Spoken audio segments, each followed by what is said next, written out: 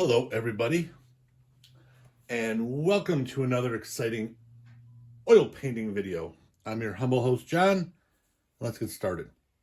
Okay, so last Sunday, we had our first water mixable oil painting demo with the Holbein Duo Aqua oil paints. Okay, and I really liked them, and you can see the painting really came out nice.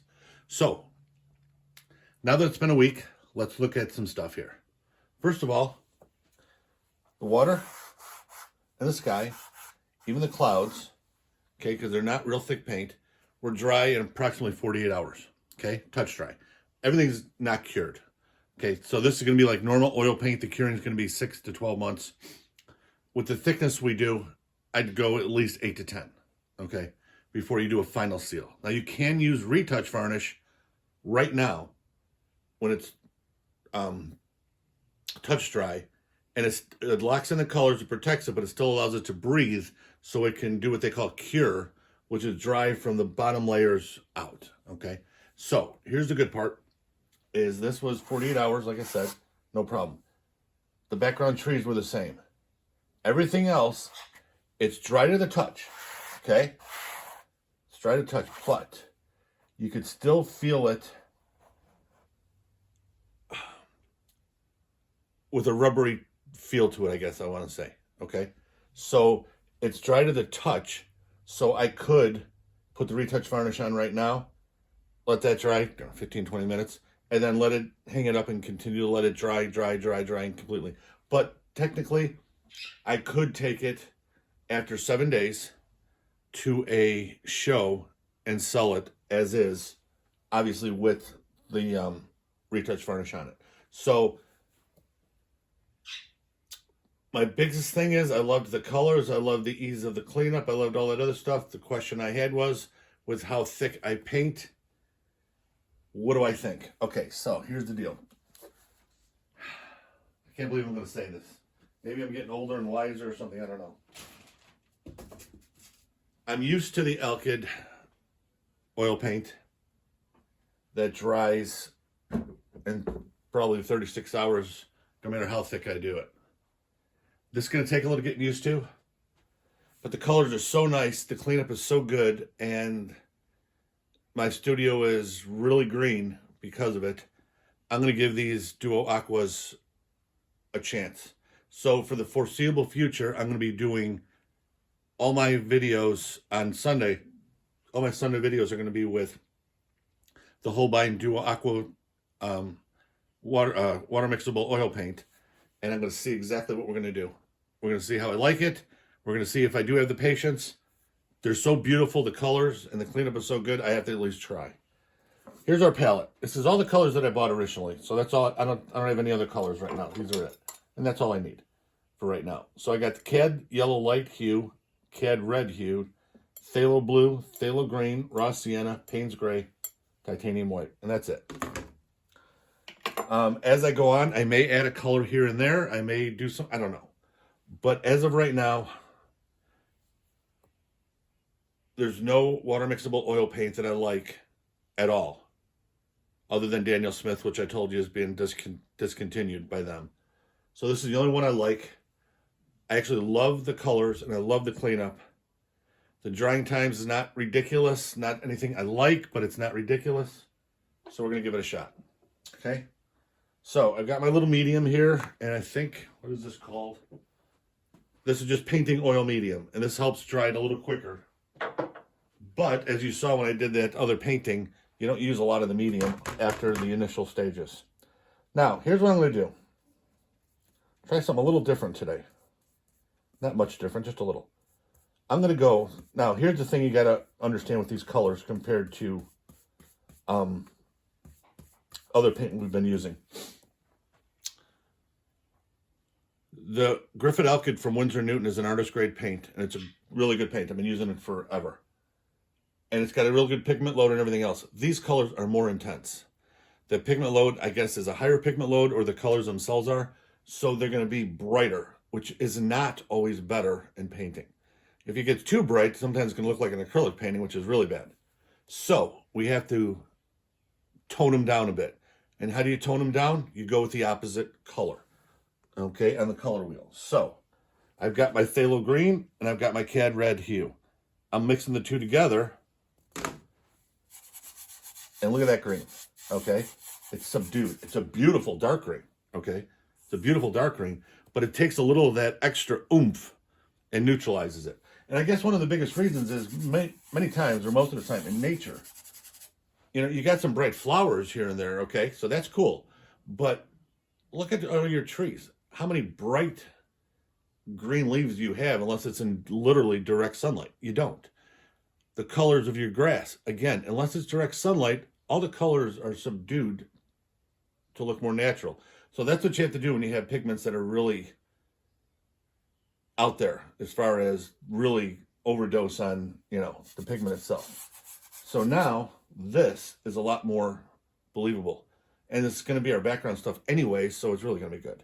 So always remember, use the opposite color on the color wheel to tone it down. And then you got it made. So, put more red in there. And see, look at this color though, okay? This is going to be our background trees anyway. And look at this color. You can see a little bit of the red in there, but not a lot. But that looks natural. Now, it also looks like it's in shade, which it will be, because we're going to, remember, we're going to tap our forward trees over this, but it looks good. Now, I'm going to use the same thing here for a little bit of mountain here. Go up with the mountain. Now, when I actually do the mountain, okay, I'm going to, you know, use some raw sienna and paint's great, but I'm just sketching it in right now. Okay, just sketching it in. And I'm going to go right through there, okay? So those are background trees, and I'm going to put some more. So that's mountain. I'm going to make a bigger mountain today. Actually, I don't think we had one last time. No, we didn't have a mountain last time. Okay, cool. So now what I'm going to do is I'm going to take some more of that phthalo green and cad red hue. Okay. I'm going to put these all the way in the back. Again, please forgive my arm. I still haven't figured out the best way to do this stuff and not get in your way. I'm going to make these a little bigger. So, as you can tell right now, we don't have a big sky.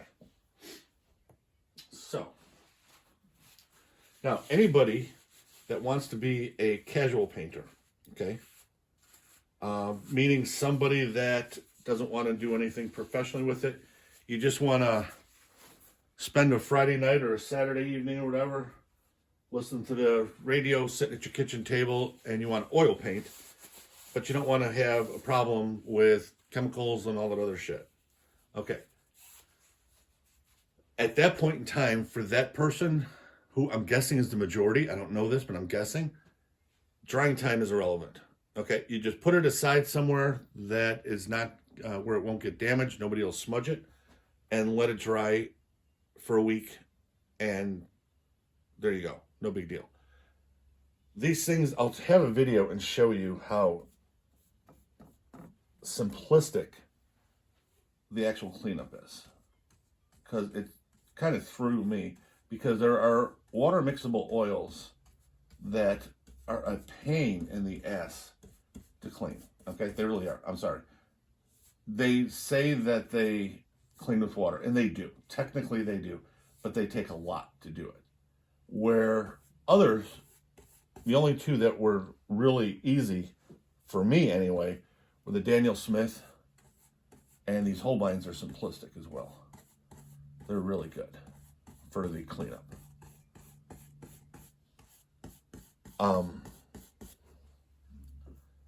The Cobras weren't bad. They were doable. The Lucas Berlins, I wasn't a big fan of. And there's a paint out there. It's got the manufacturer. It's an American company called M. Graham. They have some freaking beautiful paint. Okay, they don't use, their paint doesn't have anything toxic in it at all. I forget how it's exactly made. It's made with vegetable oil, and they have the the Green Studio by itself, okay? They are non-toxic, and the colors are gorgeous. But they have two problems for me, because I tried them. And I tried them for a while, and I wanted to like them so much. They take forever to dry. That's one. Couldn't deal with that. And the other problem I had with it was really tough to clean the brush as well. Okay, other people have more patience than me. I've told you before, I am not a patient oil painter. I'm not a patient man in general. I am with my family, thank God. But when it comes to painting especially, I want to be able to get in there, paint, and get on to the next one. Okay, so now you know my shortcomings. I've got a lot more shortcomings than that, but that's a good start. Okay, so here's the deal. It took me a long time to clean the brushes, and it basically was walnut oil. Walnut oil was what the binder was for the M-grams, and walnut oil is what you use to clean the brushes. And it does work. It does work, but it was tough. I never got the hang of it. Like I said, I did it for about a year and a half. I wanted to love them. I wanted to try. I wanted to do it. It just didn't work. So I got rid of those. I tried the water mixables. I tried the Artisan the first time.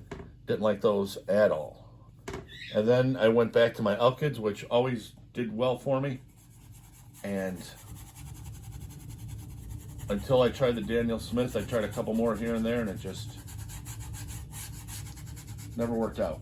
These Holbeins may. I don't know yet, but so far I like them. So far I like them. Will they be my main paint? I don't know. Time will tell.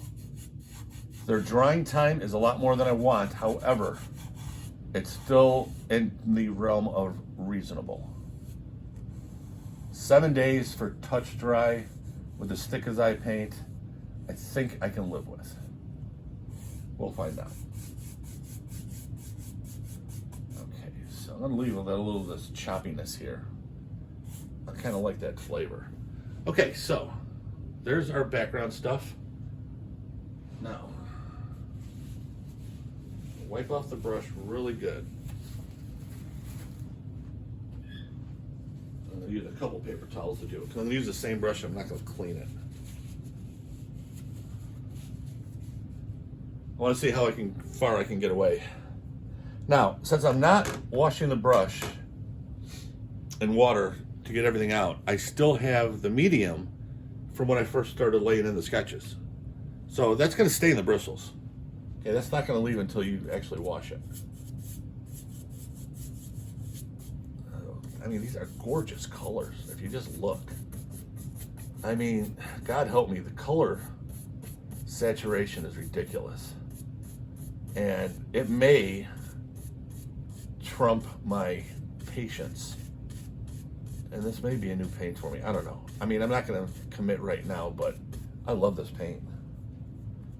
The only thing I got to be aware of, like I told you initially, is the brightness. I did a small painting, I don't know, Tuesday or Thursday, I forget which day, one of them, in my studio, a little 8x10, to try to just get more familiar with them.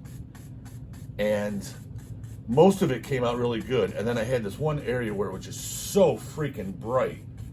It was just totally unnatural. And I didn't realize it as I was painting it. So I had to go through and redo it a little bit. And that's where the little bit longer drying time helped out. Okay, so I'm going to get all this blue in. Then I am going to, but look how deep these and rich these colors are. I mean, I get it. I apologize for rambling, folks, but I'm not used to painting with, and again, I love my Griffin Alkyd oil paint. I do. I mean, I've made some beautiful paintings over the years with them, but man, these pigments are just borderline wow.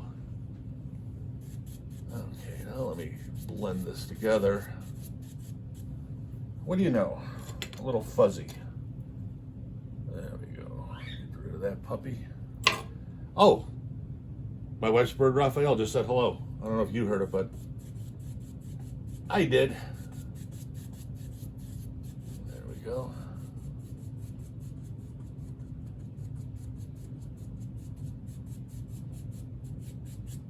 Okay, I'm gonna put some clouds in first before I finish off the background trees. So that way it'll show me where my tree line is. Excuse me. Take my same brush, which I have yet to clean.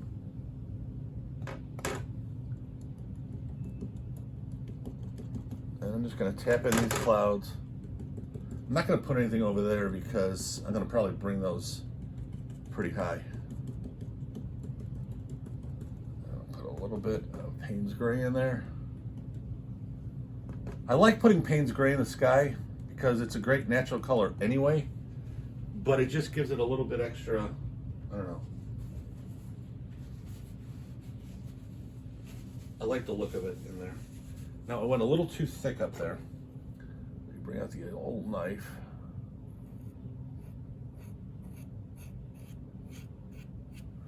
There you go. Just take the thick out. If you think you got something a little too thick and it's not going to work for you, don't be afraid to scrape it off with the knife. It's better to scrape it with the knife than it is to try to use a paper towel of any kind. Okay, because that is much easier to blend out than sometimes a paper towel. And a paper towel is going to give you a little bit of residue that might get caught in there. Use shop towels if you're going to. Shop towels do not shed. You get these at Walmart. I think it's like 6 or 8 of them for $12, so they're a real good deal. So if you have to use a paper towel of some sort, use the shop towel. It won't shed. And then we'll do our normal thing and see what happens.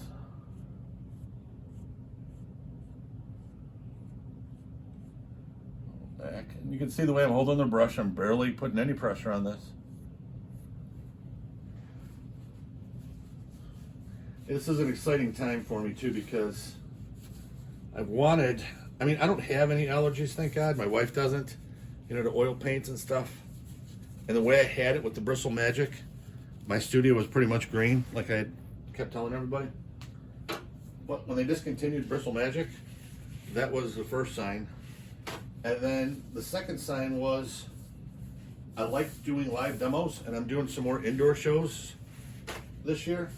And indoor doesn't like if you got petroleum products or bad foul smells or any kind of carcinogens and stuff. You never know who's going to be around who may have allergies and stuff. And when you're in those smaller areas and stuff for indoor shows, you've got a lot of people around. So something like this would also give me the ability to paint live in those shows and not worry about anybody having an issue. So that's another reason why. And there is no reason not to as far as the other stuff goes. I mean, I know there's a lot of oil painters out there that are traditionalists and they like the old fashioned, take forever to dry, and that's cool. Those people do some beautiful work. And I have nothing against it. If that's what you want, God bless you. But I've always wanted to have a green studio. When they took away my Bristle Magic, where I can only get in small quantities now, kind of went like, hey, what the hell? Same thing with the Daniel Smith. I really thought, oh my goodness, Daniel Smith, water mixable oils, I was in heaven. And when I found out they got discontinued, I was like, son of a buck. So, anyways, I digress. These Holbeins, Japanese-made oil paint. They're beautiful. Okay, so now I'm going to put back background trees. I think these, I may texturize them a little bit. And what I mean by that is I may tap the foliage a little bit. I haven't decided. Let's see how the background starts to look. That just mixed with my sky. I shouldn't have even put a sky in over there, actually. There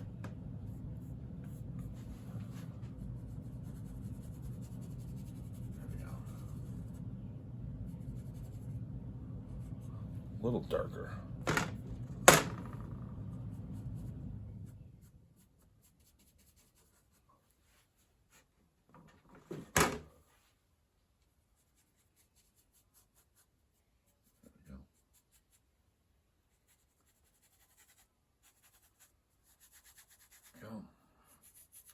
Now, one of the things I wanted to do, and this is why I showed you, I wanted to get the clouds in first. Now I know how high my trees are to go without actually blocking them. I'm not going to do the whole thing, but I'm going to get some foliage texture in here.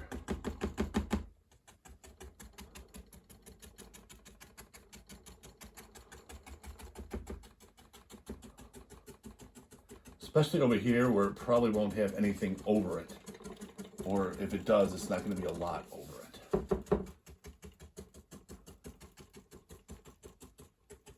I don't know that I'm going to have trees that are going to raise that high up. They may, I don't know.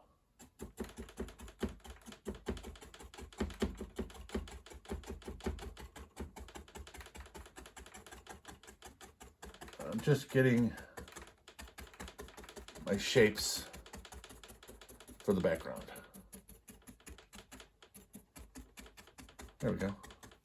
Now I'll redefine my mountain, which thank God I didn't destroy too badly. This is just basically a big cliff coming down, so I may have a couple that go up that high. Not throughout the whole thing. Excuse me, I don't want to mess up the mountain. Okay. Moving along pretty good here. If you'll excuse me, I have to have another drink of my Crystal Light grape.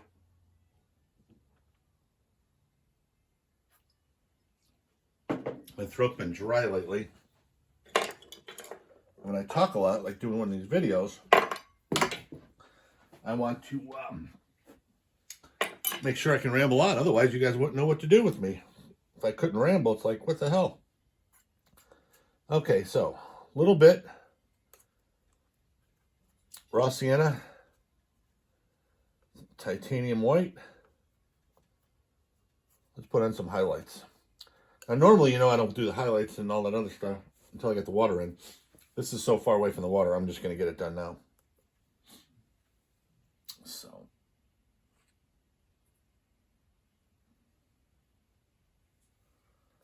basically, I'm just following the contours.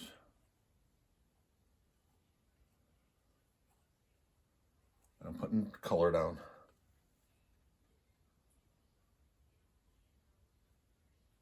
I'm not going to go all the way down, really. Some places I will, because I will have foliage in front. So that's where you got to kind of figure out what you're doing. Okay, now you know me, I'm big into spontaneity. And I will always preach spontaneity. However, as you're going, you need to make decisions. So once I decided this was going to happen, then I knew I was going to have some stuff down here.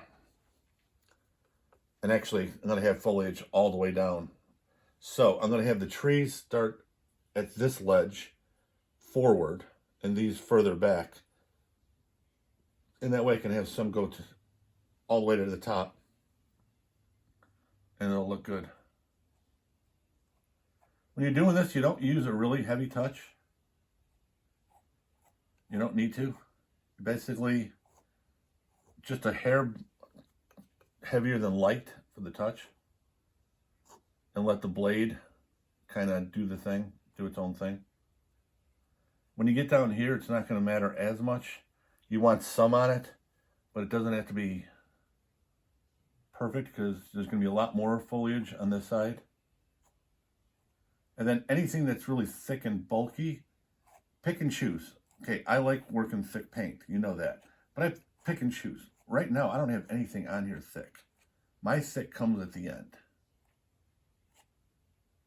And right now, I'm just trying to get a little bit of consistency. And again, I don't want any of this to be in your face. I want it to look relatively natural. Okay, and that does. So, I think what I'm going to do is I'm going to finish the rest of the composition. And then once I finish the composition, then I'll go from the top to the bottom.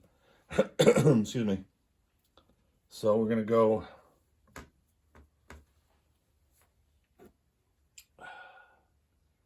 What are we going to do here? We got a bigger area here, so I'll make the wider end of the water there.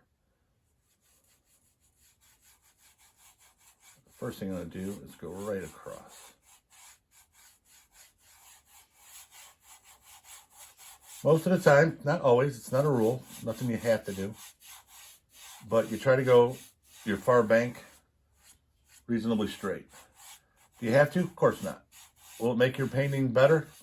Depends on the painting. I like to do that and use the back bank as my little base. And then from there,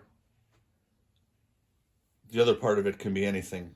You know, this one's going to wind down and back or something. I like doing the little wind down and stuff.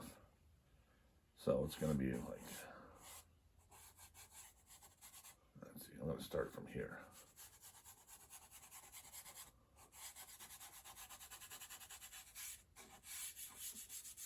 There we go.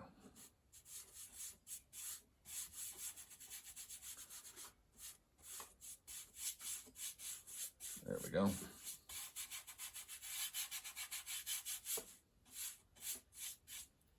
And this paint goes on well. Okay. I got more than enough blue on there, so now I'm just going to put the white on. That's already mixed with the blue. And then I'm going to add some phthalo green here and there as we go. But right now, I'm just going to get this covered. I want it to have a little bit of a rough look, but not like, you know, rapids or anything like that. Just a little rough. There we go. Move this over just a little bit. It's getting in my way. Yeah, I hope everybody will give this a try. If you have a confined area that you want to work in anyway, and like I said, if you're just going to be a hobbyist and you want to just do this to kill some time on a Friday or Saturday night, because according to the demographics, everybody that watches me is over 65, so I'm guessing you're going out to the clubs partying days like me are over.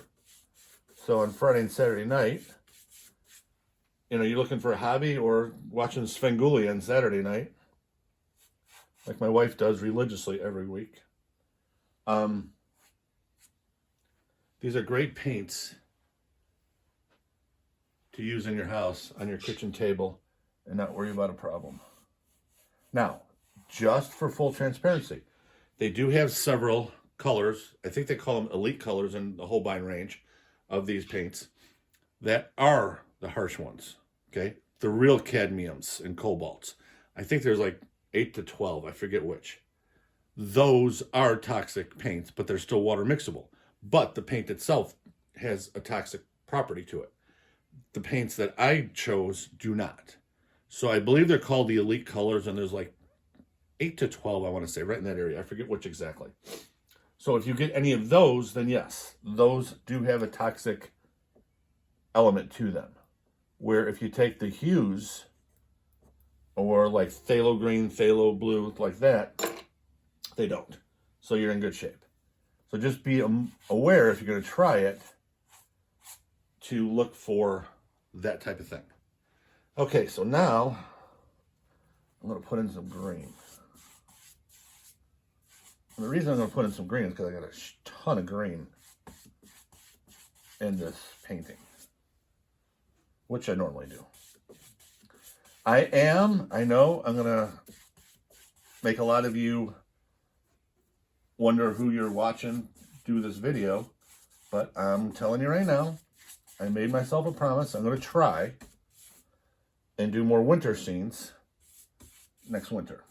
Because last winter I did none, the winter before I did none. I don't like being cold. I don't like painting cold. My wife doesn't like cold. But there are some people that like winter scenes. And I am going to try some. Not now, even though it's winter now, because I'm tired of winter already. and I want it to be spring. And the damn groundhog said it's going to be 6 more weeks of winter. I don't know who he thinks he is. There we go. But I'm going to stick with the warm look to keep me warm. Now, what am I doing? I'm going over this like crazy, like I'm obsessed. Not obsessed. I want this smooth. I've got a decent amount of paint down, and I want to have everything smooth.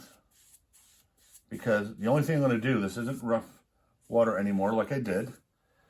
Remember how I said I wanted my water rough, and it was? Well, this is spontaneity for you. When I added the green, it started not to work, so I said, screw it, now I'm making it smooth. Excuse me. One of the things that you need to learn to do, that took me a while to learn, some not so much, but others, you know, it does, is you got to be flexible. Now let's see.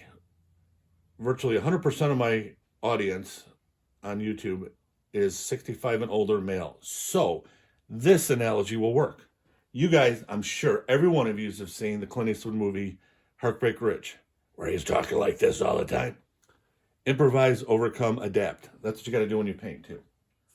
And I'm thinking I might be the only YouTuber that has the audience that would actually get that reference.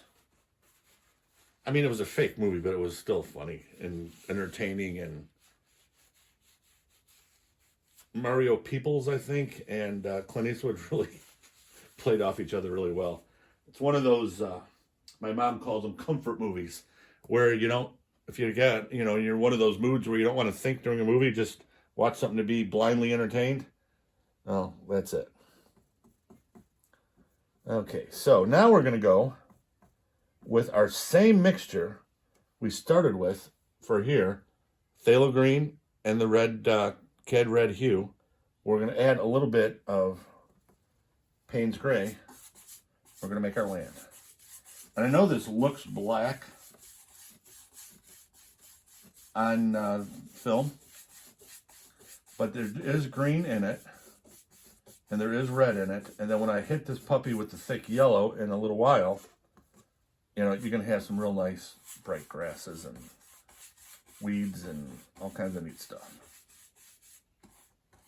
So you don't always have to go by the initial look. As long as you know what you're putting in there color-wise, it'll work. There we go. Okay, and I'm going to clean off my brush, not wash it. Now, I have not washed the brush yet. Look how much we've got done. Have not washed it. Now, it's not because of the special paint we're using right now. No, it isn't. You remember in my normal videos, I don't like overwashing the brushes. Why? It's just wasting time and brushes when you're doing a landscape and you don't have a lot of colors. All these colors are part of it anyway. So it's like, what's the point? If you're doing a portrait, yes, wash your brush consistently. If you're not, don't. Now, can you wash it after everything? Of course. There's no law that says you can't. And there's nothing that says it'll look bad or do whatever you want. That's just my preference. And if you're going to buy brush cleaner by using typical, you know, traditional oil paints, it's just, that stuff usually isn't inexpensive. So the less you use it, the longer it lasts for you. You know, just goes further. And with the way I paint, I don't really have a need to wash it constantly. Okay, let's fill in this area here. And I'm just using the same colors I've been using.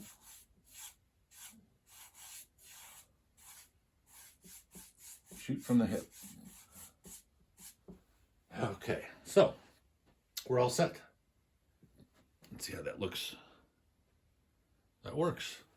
Okay, so the next thing we're going to do is I am almost out of my phthalo green.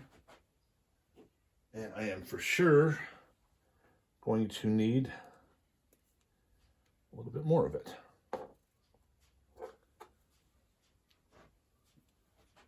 Do yourself a favor too. If you're going to use paint as you go, get in the habit of, and this is hard to learn. It took me a while and I still screw up sometimes. You know what colors, as you're painting, and the longer you paint, you know what colors you're going to use more in a painting with the size and everything else. So mainly, since I don't use a lot of colors, I use all of mine. So as you can see, my white is almost gone. My phthalo green is gone. I added some more. My Payne's gray is almost gone. My raw sienna is gone. My phthalo blue is 80% gone. Same thing with my red. Yellow I barely used, but yellow is what I used for the end. So basically, less is more. So squeeze out less when you're learning, and you're going to waste much less paint. The stuff isn't ridiculously expensive, these Holbeins. The Griffin Elkins are even less. They're not bad either for artist quality, but it's still besides the point. It all adds up. So if you waste this much paint, 4 times a week over the course of the year, that's a lot of paint. So it's just some things where, you don't have to be frugal with it, but you just want to kind of don't over squeeze, because it's not like you can put it back in the tube. Excuse me. Okay, so phthalo green, Payne's gray. Let's get started. Nice and thick. There we go. And I'm not going to say this is my favorite part of painting, but I do enjoy the hell out of it. I love the thick color. It takes a while to dry, but I just like the way that thick paint looks. Now, as you notice, we're keeping a decent amount of the background trees in, like always. Otherwise, what's the point of having them there? And the whole idea is that gives you depth.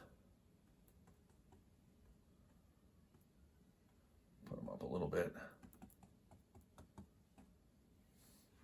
Now remember too, we're also going to be using the palette knife to smooth this stuff out. Well, I don't know. That's a bad word. Not to smooth it out, but to form it, to shape it. These are relatively straight, not completely. And then the palette knife will give it a decent tree shape.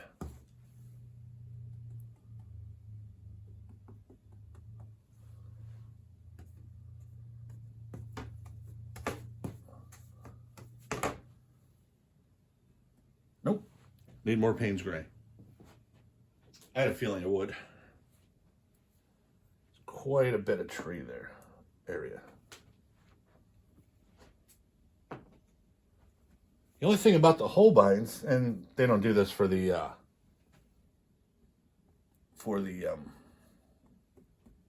Griffin Elkins either, is I wish they had a lot more big sizes.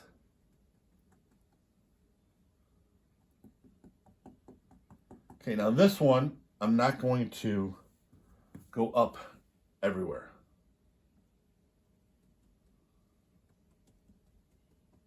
I'm going to go up here. I want a decent amount of that to show. Okay.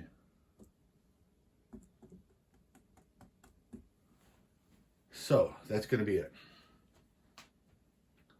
And then I've got a ton of it on the brush still, so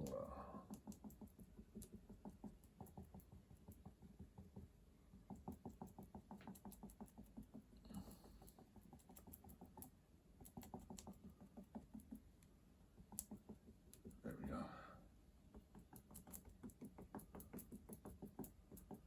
I don't want to wipe this off and waste it because there's a ton of paint down here, as you can see.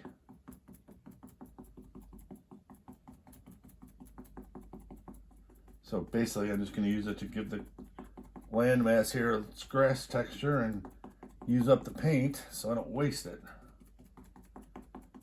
I am not a starving artist, but I'm not exactly a wealthy one either. And every bit helps.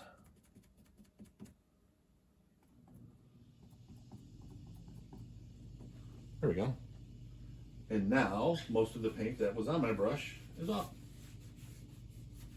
Okay, so a lot of times I use the knife to put on the yellow. I'm just gonna use the brush because I got it in my hand already, and then I'll use the knife to shape it.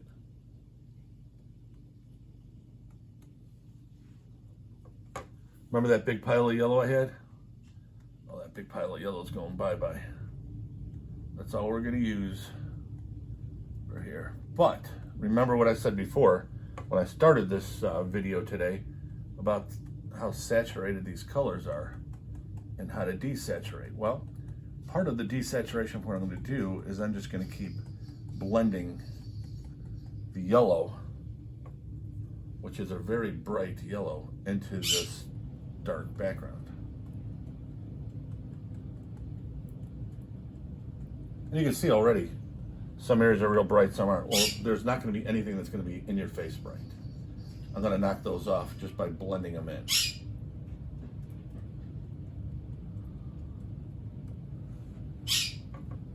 There we go.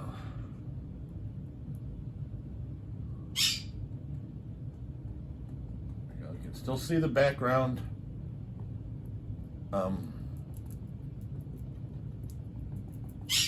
Mountain.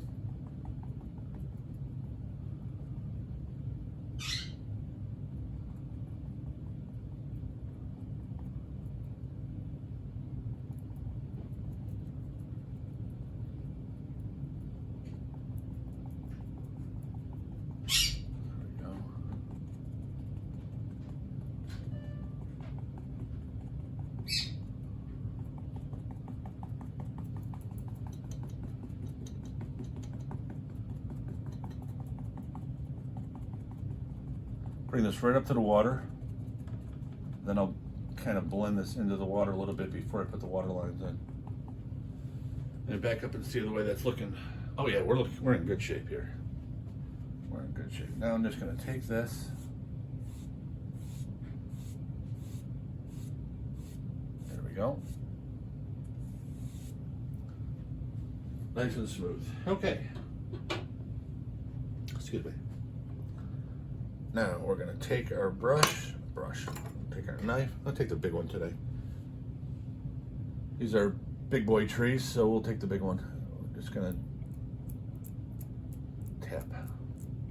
And basically what we're doing is we're tapping lightly and we're letting the knife and the hardboard take what it wants, shape what it wants, but we don't want the really in your face yellow.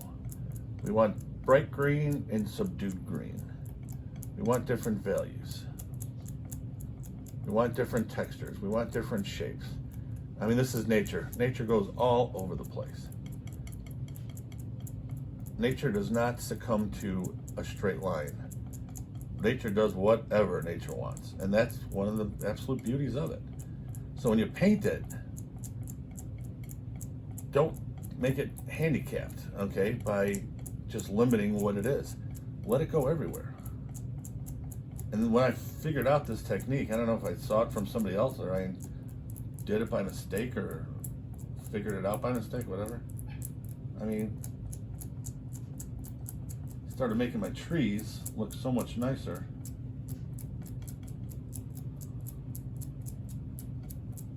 I loved it. Now I do need a little bit more yellow here. These are too dark. So I'm just gonna take some. There we go. This is a little closer to me than that is because of the size. Technically that's a little closer, but these are bigger. So I want a little bit more of the color.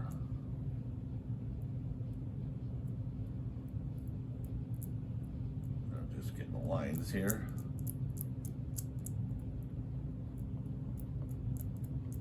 There we go. There we go. I like that. And this is like a yellow green, so it's not just yellow. I didn't want just yellow.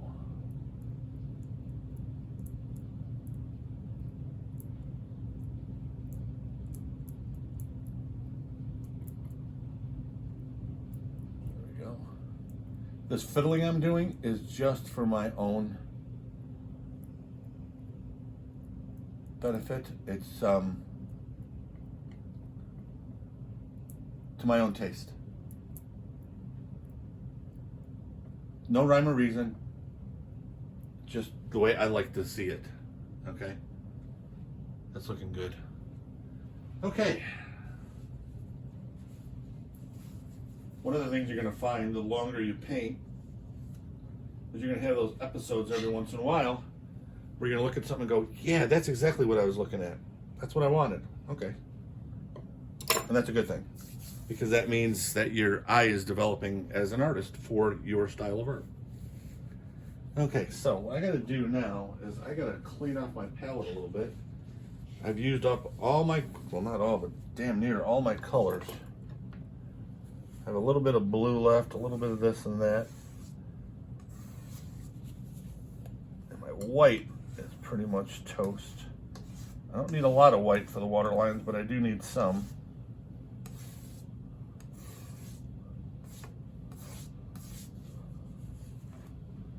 So I'm going to clean off a little bit of my palette, not all of it. And I got to figure out what I want. So I'm going to need a little bit more yellow, not a lot.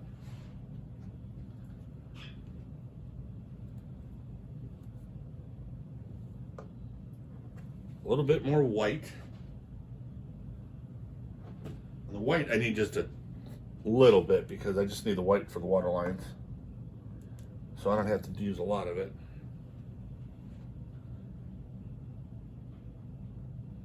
And a little bit of Payne's Gray that I'm going to, nope, I have enough out from the other one. Okay. A little bit of raw sienna. So almost all of my original colors.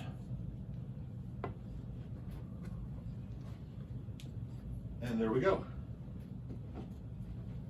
Okay, so what am I going to do? First thing I want to do is here.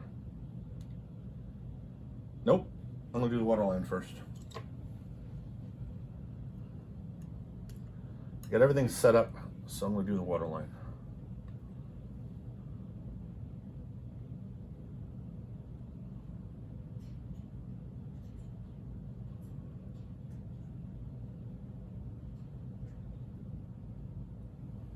Go.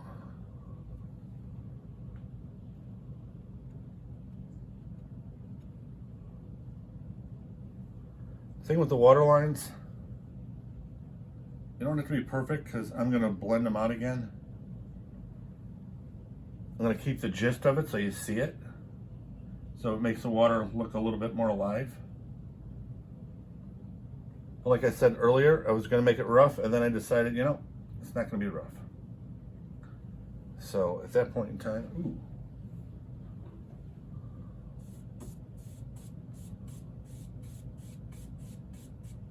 There we go. I had too much stuff going into the water there.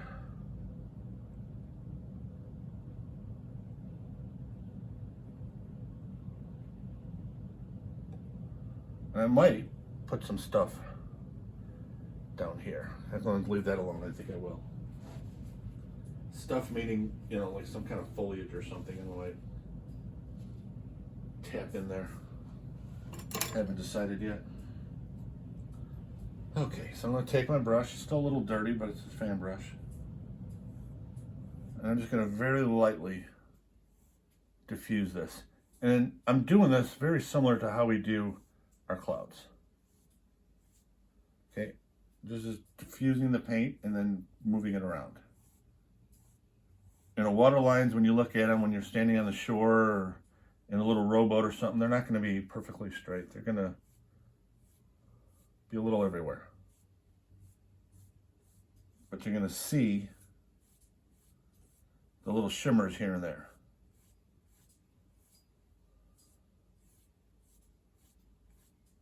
There we go.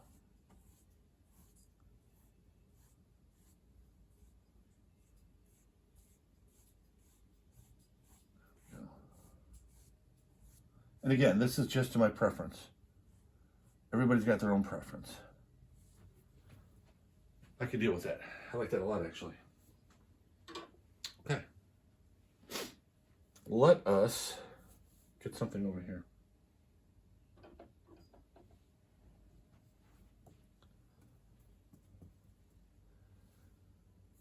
Okay.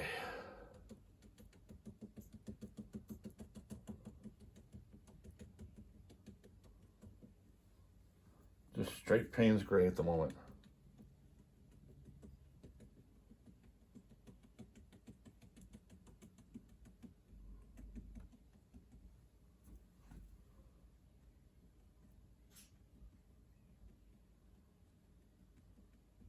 And just doing random here. A little bit of phthalo blue now, just to darken it up. There we go. Now we'll use the same mixture, a little phthalo blue, Payne's gray, and go right up. A little thick here. A little bit more phthalo blue.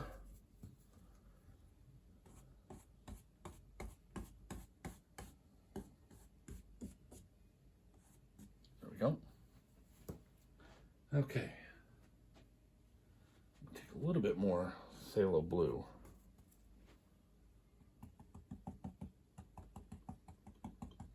And the grass.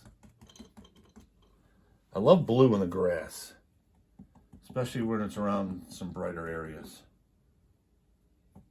I use Payne's gray to do the same thing once in a while.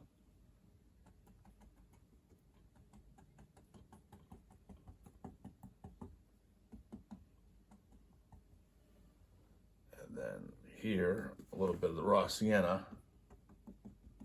Nope, brush needed to be cleaned. Sometimes I get ahead of myself and I refuse to wipe the brush sometimes, and I get into a rhythm and I get, damn, little too dirty. There we go.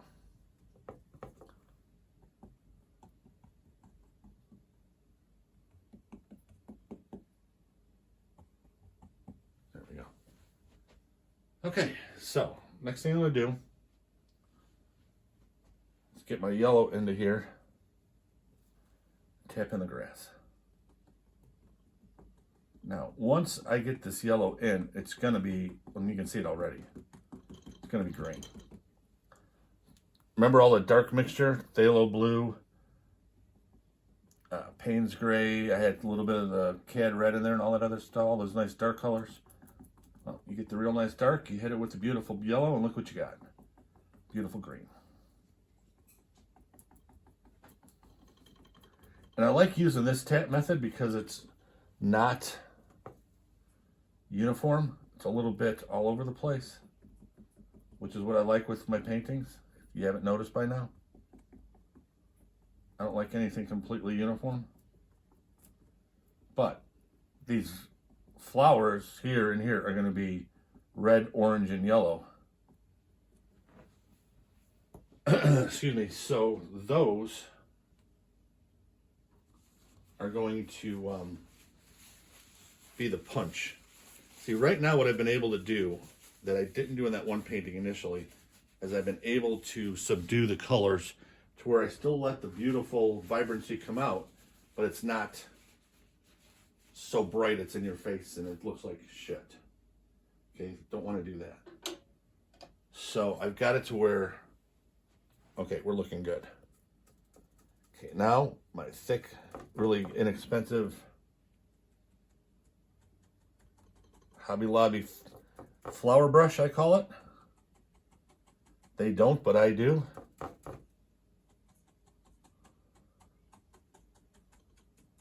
There we go. Now, put some more up here. A little bit over here. Okay. A little bit over here.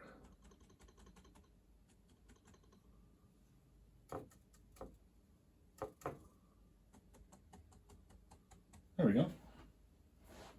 Wipe that off.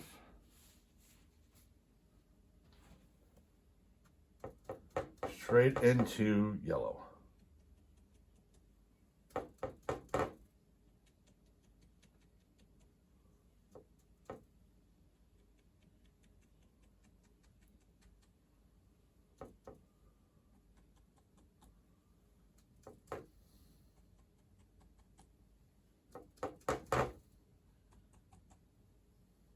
I'm not putting a ton of yellow on, as you can see. I want to leave a lot of that red showing. There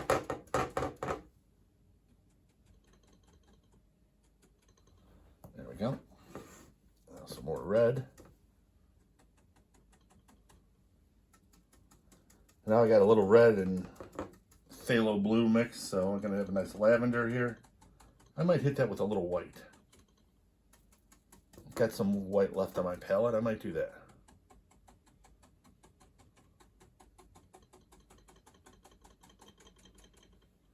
Let's see how that white looks.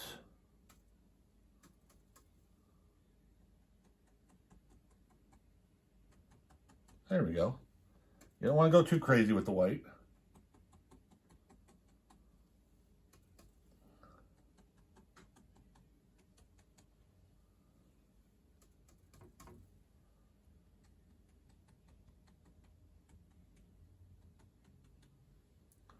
And the last thing I'm going to do before we call... Ooh, I like that. The last thing I'm going to do is take my fan brush, go into the to the green that I already have.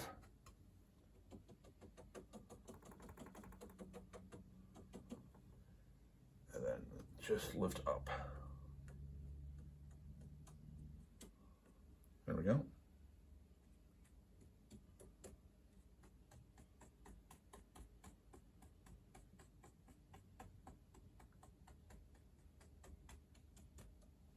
Go. This just in parts.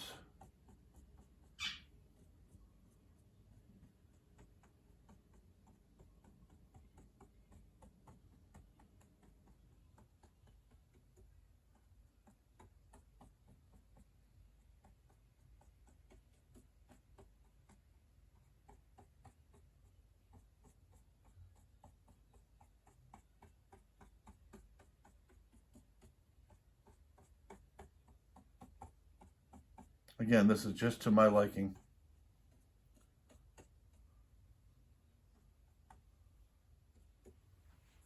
And that is a painting. I'm going to call that one done. And I am going to tell you all, thank you very much for coming by and watching this. I know I said that I was going to give it more time and keep doing this, but I'm getting closer and closer to this is going to be my paint. I absolutely love these colors. The wash up is going to take me less than 10 minutes. It's going to be easy. If you have any questions, please leave comments as much as you want. Let me know what you think. Let me know if you want to keep using this. Let me know if you're trying it. Everybody, please have a great, safe weekend. If you're into football, enjoy the Super Bowl. And I hope everybody has a great work week. And I will talk to you on Wednesday when we do another installment of our Phoenix Water Mixable Oil Paint Sticks. We got another painting we're going to start on Wednesday, so I hope to see you all then.